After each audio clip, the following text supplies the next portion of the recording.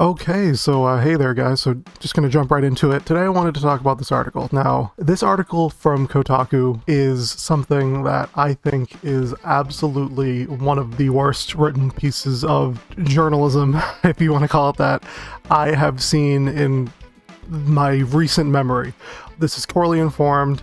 It's obviously pushing a specific type of agenda, and it is not at all indicative of the reality of things if you are at all familiar with the landscape that they're talking about. And what am I talking about? I'm talking about this article from Kotaku that discusses waifu tax, quote unquote, on Pokemon cards. That collectors, both English and Japanese, are driving up prices of cards just because there are women and girls on the front of the cards. Now, if you look at this, you might think that seems a little ridiculous. There are some TCGs and some formats and things that do that. You know, like you can kind of conflate anime with the waifu archetype thing, and then like waifu characters are more popular because, you know, that's kind of the shtick of a lot of anime. So, on face value, I could see how someone would look at that and completely believe the context of the article. But I'm here to tell you that every point they lay out here is very, very easily debatable and is not at all, again, in my view, indicative of what the actual TCG relevance is, why these cards, some of these cards are more expensive than others, and I think it really tries to paint a picture of a community that I don't think is really there. So, with that said, I do want to leave a bit of a disclaimer on everything. So this is a real thing that happens in real life, though. Not in terms of like cards being driven up in price. I'm talking about in real life, women and girls, they face a real tax on things that they need as basic necessities to survive, and it's extremely, extremely bad in my opinion. I don't think it should be necessary. A lot of things that men take for granted in just personal hygiene, daily hygiene, and just things that they need to live, women spend a lot more money on those things because they're forced to, because a system that we have in place in society makes them spend money on basic necessities of living. I do think it's a patriarchal thing. This is called a pink tax. You have, women who have to spend more money because they have to literally just buy personal hygiene products every month. That's one thing. Women have to, typically in a lot of work environments, social environments, they're pressured to wear makeup and buy more expensive type of clothing. Like a pair of jeans designed for a man could be $5 or $10 less than a pair of jeans designed for a woman. These things tend to snowball in our society, and in reality it does cause a lot of discrepancies in the way men and women spend their money. It goes into a larger issue than that, but I do want to just air that out fully now. These are real things that do affect women in society. There are pink taxes. Women are forced to spend more money on things in their just natural existence, and it's completely unfair. And I do think as a society things should change. I think we shouldn't have to make women spend money on things they need to just survive. But this is completely separate from Pokemon cards. Now, with this said, let's just jump right into it. So, what is this article claiming? Now, there are a few quotes I want to take from the article, but the main points, just to summarize it, right, are that in the Japanese market, it really opens up with that the newest sets, Scarlet and Violet EX, just came out. They're extremely hard to find everywhere. People are scalping them all over the internet. Like they're supposed to MSRP for $50 each box because they're like mini sets pretty much. But if you try to buy any over here in the States, or get them imported from eBay, it's like $120 to $100 per box, pretty much. It's kind of ridiculous. Does not really make any sense. It's not good. And that's largely because the card market in Japan right now is super unstable. I don't know if there's a lack of supply or just insane demand, but I've seen people who live in Japan who can't find cards on shelves anywhere. So I mean, this is more of a larger issue. You know, I think it's also something relevant right now in the English TCG. It's very hard to find cards in a lot of retail places, or at least it's hard to find, you know, cards at wholesale. Everything's at or above MSRP. Like the new set Crown Zenith just came out last month in January. Pretty much everywhere sold out of the ETBs of that set. Nowhere, I can't find anywhere. The mini tins that just came out, I can get them on the Pokemon Center, but I can't like buy them and go out and buy them at box stores. My local card shops are telling me like they're not getting any supplies in right now, you know? Not until the new sets come out. And I think that's because they're also changing from yellow borders to silver borders. It's a bigger issue overall. So they open up with the fact that Scarlet and Violet EX are coming out, and the Violet set is charged more because there is a card, a waifu card, the Japanese collectors have, that this card is being sold for like $700 pretty much. And it's the only card that's like that in the entire set. It's extremely exorbitantly priced, $700 for a single trainer card with a female on it. And it's been a historic thing in Japan where they're like, well, all of these cards with females on them have extremely high prices compared to male cards, and even compared to some Pokemon cards. And I'll say just right off the bat, I think that's a little bit disingenuous to say. There are some factors of it, right, that do include the female character, yes. But in this case, when it comes to this full art supporter, Miriam, the card in question, this is not the list, a sold price for it, by the way. I don't know if someone's bought this at $1,000. If they did, man, I am so sorry for you. This is not $1,000 card. But in Japanese, this card is something called a secret art rare. Now, this is a secret rare card. It's one of few secret art cards, secret rare cards in the set. And it's extremely hard to pull. Very difficult to pull this card, get it out of a box. Obviously, that's one factor. Now, another factor is the artist. The artist Akira Komoyama. This person is an extremely, popular artist, and they have a cult massive following in Japan and Japanese culture.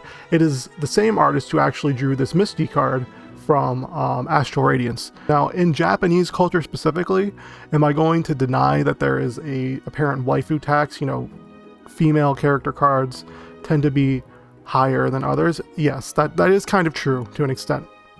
There are some character cards that are more expensive just because it's a Japanese female trainer. That's largely because of how the Japanese market reacts to these things. But at the same time, this card being this expensive is not excluded alone because of the fact that it's a female card. Here's a very good example of this. So from this Violet set is this Miriam card. It's $1,000 listed here, but it's closer to like $700. And then there's a regular full art supporter Miriam that is close to $400 or $500, I believe. So here is the listing I saw of the Professor's Research card from the Pokemon Scarlet set. Now, this Professor's Research card, these are sold listings of this card. It's selling, as you can see, somewhere close to like $23, $25, $26. So like the $20 to $30 price range, you'll say. Just to be generous, we'll say like $28. That's the price range. Now, this character, Professor Sada, female character, you know, considered a waifu by many standards. Really popular character, one of the main characters of Pokemon Scarlet. So why is this card, by Kotaku's, you know, description, not like $400, not like $300 or $200? It's only $23, right? You can buy this card right now on eBay for $23. There are tons of listings for this card. You know, what is the reason why this card is not as expensive? Well, there's a couple reasons. This card is not drawn by that same artist, that's one.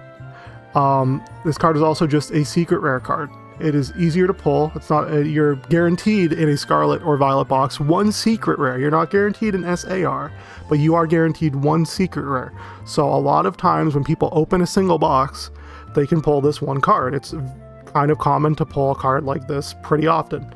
So obviously this card's just going to be $23 compared to a secret art rare, which is much harder to pull, by a much more popular artist, with a character who, again, is in a similar boat to Professor Sada, but is also completely optional. Like, you can completely skip Miriam in the game, and there's no relevancy to her in the story at all. She's a completely optional side character.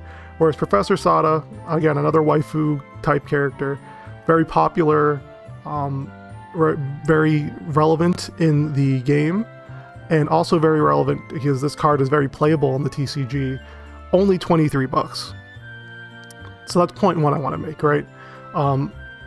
The article here, as you can read, goes over the history of Scarlet and Violet EX, as I mentioned, and talks about, you know, the waifu slang and how this one random user on, I don't know what, Japan to UK representative, I don't know, like, it sounds like a Reddit username, comes up and says, it's because of girls. In the Scarlet set, there's no waifu. With the Violet set, you have Miriam. Like, I think taking one out of context quote from a person who remains anonymous and just has an internet handle isn't going to be a very good way to gauge the legitimacy of a comment. This is just one person's opinion, you know, on the internet here.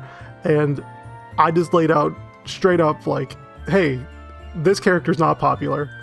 This character's popular. This card's less. This card's more. Completely contradicts the entire point of this. Now, this is Japan, and in Japan, full art trainers compared to the English market are all way too expensive. Like, cards that are like, you know, only a couple, like 20 to 30 bucks, or like even less than that in the US, are like double the price in the Japanese market, and that's just because of how the Japanese market tends to work. I don't really speak for the Japanese players and sellers in this, and collectors in this case, and I don't know like what drives them. You know, I don't know the culture. I don't live in Japan, but there are a lot of different reasons why these cards fluctuate in price. Sometimes there's market manipulation, sometimes it's because of rarity, sometimes it's just because there's a character that's popular, or there's a character that people like the design of and they want to drive toward it more. You know, those are the main reasons why. Now, they call it a horny problem in the Pokemon TCG, and I think that's a little bit of an overinflation of the issue. Let's skip to the English portion here. I'm going to read this quote from the article, and I'm going to dive way too deeply into this because I think this is a completely ridiculous point here from Kotaku. While these pricing gulfs aren't as dramatic in the English language sets, though the market remains volatile, the waifu discrepancy remains. Completely off the ball there. Let's look at the same V-Star Universe cards English language versions from the recent Crown Zenith expansion. Arita has a market price of $21.12, this time from TCG Player, a go-to reference for English card values, while Adaman's market price is just $7.14. So they compare the Arita full art card at the market price that it's at right here of $21.12 to the Adaman card on TCG Player to $17.14. Now, there are a couple reasons why these cards are difference in price, right? So Adaman and Arita, yeah, okay. You can make the argument there are two similar characters from the TCG or from the games that both have, you know, the same level of relevancy in the game. The difference is Arita is actually a very playable card. If you guys are familiar with how the game played, for a very long time in Pokemon Worlds and Regionals, the Palkia deck from Pokemon Astral Radiance, that set, the Palkia deck was running rampant. It was one of the best cards. It was one of the best decks to use in competitive play. Since then, we've had Guarantina, we've had the Lugia decks, so there's been a bit more variety in how these things have played out, but Palkia is still a really strong deck even now. And Arita, as a supporting trainer card, is a fantastic card that works well with most Palkia decks. In this card, you search your deck for a water Pokemon and an item card, reveal them and put them in your hand, and then shuffle your deck. That's perfect because you could just literally draw, you could draw this card, pull out Palkia, put it on your bench, you're all set to go. So to me, right, I look at this and I see, okay, well, like, this card is more expensive, because it is more popular and playable in the TCG, the relevant thing. Every TCG is like this. Yu-Gi-Oh! The more popular cards are typically the more playable cards. You're going to have cards that are more expensive because they're used in more competitive deck formats and deck building. So like, you know, a card like Axis Code Talker, if you're a Yu-Gi-Oh fan, is going to obviously be more than like a you know, I don't know, like a Doodle Beast card, right? Because Axis Code Talker is one of the best cards you can ever play in any deck, really. So it's like kind of similar with this, right? People like to bling out their decks in big regional events or tournaments. They like to have the fancy versions of the cards when they play them.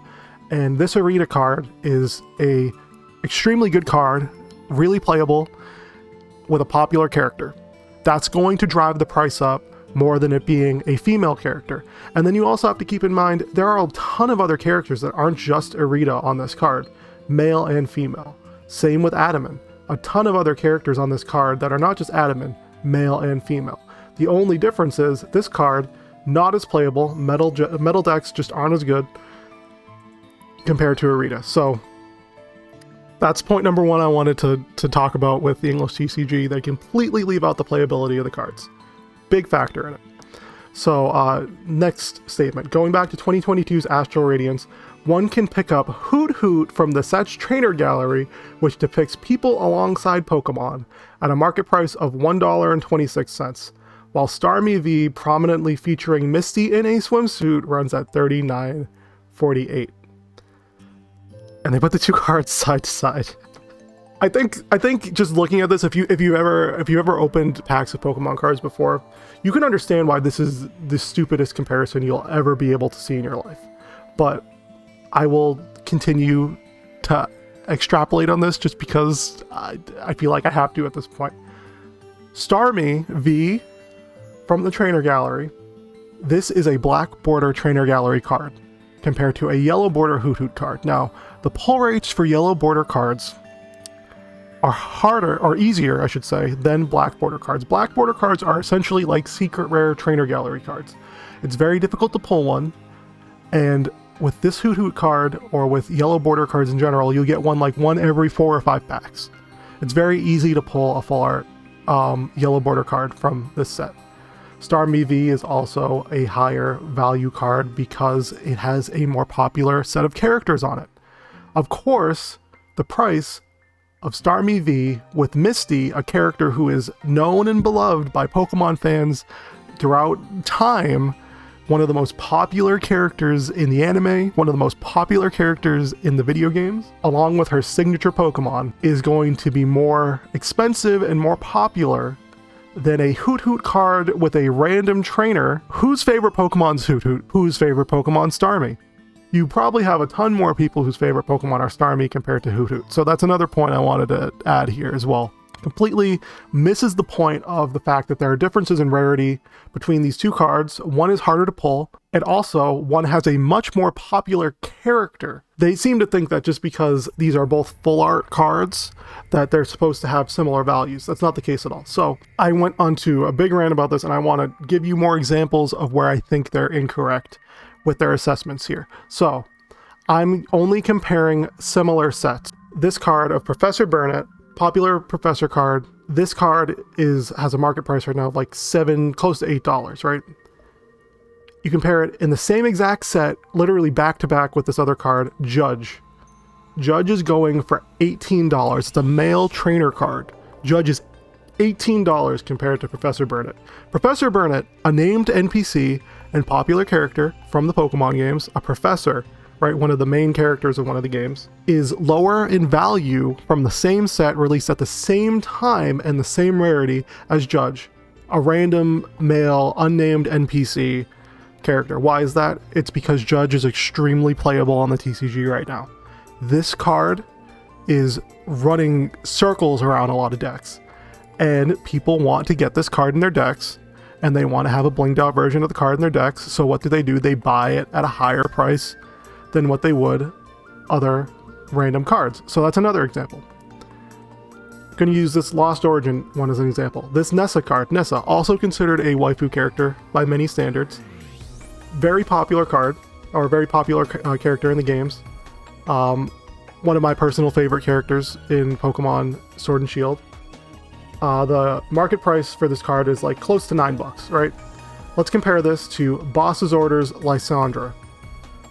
This Boss's Orders card is close to, listed right now, like $16, but I would say the market price is like $12. So this card is more expensive than this card. Why? I want to add again, Boss's Orders is a very playable card. Very playable. Lysandra is a very popular character.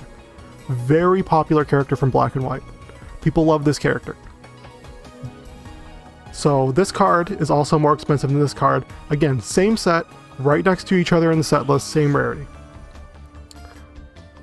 Let's use this example too. So this is Pikachu with the main character of Pokemon Legends Arceus. This card is close to $5. Pretty cheap, right? It's $4.69. Then let's look at Charizard with Leon. Leon, again, one of the main characters in Pokemon Sword and Shield. Charizard, one of the most popular Pokemon ever, next to Pikachu. This card is $7. A male character with a popular Pokemon. Female character with the most popular Pokemon, less than the male character with a popular Pokemon.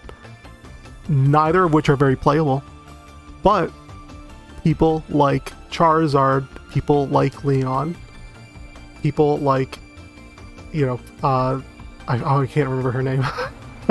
I think it's Lynn, I might be wrong, and Pikachu. People like these characters.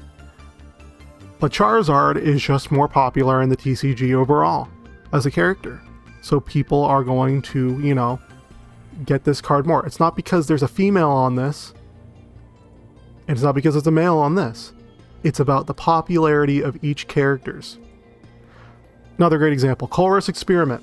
This card's going for like $12. It's actually like $12 also on the Crown Zenith set, but this is from Lost Origin. Let's compare it to this Full Art Trainer, not from the Trainer Gallery, just from the main set. Kind of hard to pull. Let's compare it to this card, Lady. This Lady card is $7 right now in English, compared to Colress Experiment, which is $12. These are both very playable cards, actually. Lady is not too bad. It's pretty good if you're just looking for energy cards to fish and you're running you're trying to run a train. But Colress is a very playable card because it's specifically used for Lost Abyss decks, or Lost Zone decks, I should say. And it's super good in Giratina decks. And Colress is a named character, popular character. But because Kotaku says Pretty Lady on the front of card, obviously, this should be the more expensive card in the set. Completely ridiculous. Same with the Misfortune Sisters. 3 female characters, $5, less than the others. Now here's an outlier, right? Here's what I want to talk about. Serena Full Art. This card's going for like $40. Now Serena this card is actually pretty good in the TCG. It's not really super amazing, but it's not really bad.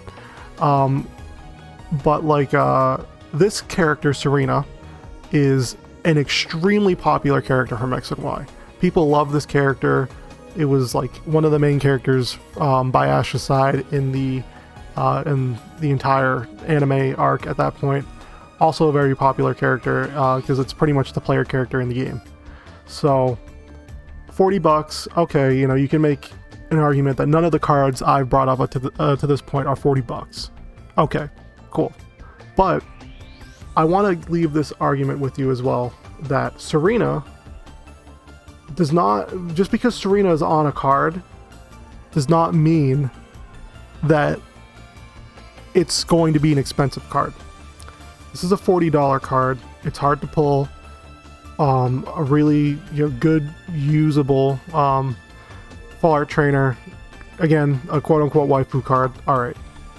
But let's look at this Breaks in Serena card. From the same set, yellow border. Serena's right there on the art. It's like $1. It's like $1. Same with this Altaria card. It's just $1. Right? You see my point? It's like, it's not the fact that there's a female character on the card that makes it more expensive than others. It's not that case at all. It's about rarity, it's about playability, It's about how good, because this Breakson card is not a good card in TCG at all. No one uses Breakson. No one uses this card playably. But Serena's on it. Why isn't this card like $12? Why is it only $1? Why is it not $12? Serena's on the front of the card, right? That's the point I'm trying to make. Again, compare this. This is like probably the purest example I can give. You have Wallace, Elite 4 member, and the Water type gym leader of Gen 3. Yes, okay, cool. $11 makes sense. Then you have Candace, Ice type gym leader, popular character, $11. Same price for both of these cards. But you know, if you look at the release time, right? Wallace was down and Wallace is going up. Candace was up and Candace is going down. Why? Why are these cards fluctuating in the market price? Well, it's because of TCG relevance, how much the cards are used in decks going forward. It's because of the popularity of the characters, and it's because of how rare the cards are to pull, how rare the cards are to get, how difficult it is to get them. These are included factors. Will I deny that putting a cutesy anime character on the front of a card won't add a couple of dollars to it? It can, yes, especially if you're a Japanese collector and you're in the Japanese market. That does happen. But to conflate these two cards is completely disingenuous. It's obviously pushing a narrative. It's lacking in complete research, and it's not at all indicative of the community. Because all this article is doing, is painting a very bad light on a very diverse community of people who all care about a hobby, right? What this is making it seem like is like the Pokemon card collectors are all a bunch of horny men who are exploiting images of women and selling them between other horny men, when in reality there are a lot of male, female, young, old, collectors of these cards who all get together and enjoy the hobby for multiple different reasons. I haven't talked about the fact that these cards, you look at the prices of these in English, like $40 for a full art card is chump change compared to like the chase card of this set. Let's go to the chase card of this set. Lugia V Alt Art. It's like $180. Lugia V. $180. Okay, let's look at the most popular modern card of Pokemon history at this point. Let's pull it up. The most popular modern English card in Pokemon history is the Umbreon VMAX alternate art. $500 this card is listed at. Ungraded, raw, this card is $500. There's no female card in here, right? So that's my point. Is like, this article is doing nothing but damaging. It's nothing but slanderous, and it's completely disingenuous and just idiotic to make these claims about an entire community of people with little to no research or backing other than speculation and a weird false equivalency of real world scenarios to hobbies and collecting. I'm not even get to this last point because it's so stupid that they talk about Logan Paul. What does Logan Paul have anything to do with this article's point? It does not make any sense at all. This last sentence messed me up too. The anonymous US collector who collects full art cards suggests it's only weird if you make it weird. But folks, some people are making Pokemon weird, really weird. Yes. And honestly, you, the writer of this article, you are making this weird. You're making this weird. You're picking one person to interview, and you're drawing an entire conclusion about an entire engaged community of people because, I don't know, it'll get you clicks, it'll get you views. I just think it's really unfortunate. There's a lot more to a hobby than stupid culture war bullshit. I'm going to leave it up to you guys. Let me know what you think. I think this article is absolutely ridiculous. I think it completely misses the mark on everything. And I hope you guys agree. Okay, thanks for listening to me ramble about this. Also, if you guys have watched this to the very end, thank you. I appreciate you. I want to let you know I'm also streaming Pokemon Coliseum, Grand Coliseum, a Nuzlocke of Pokemon Coliseum, and I'm also opening Pokemon cards while I do it. So, if that seems like a thing you're interested in at all, you can come hang out. I usually stream it once a week at this point, whenever I'm able to buy Pokemon cards. Usually, Thursdays or Mondays, I'll probably stream. But Thanks for watching. I'll see you guys in the next one.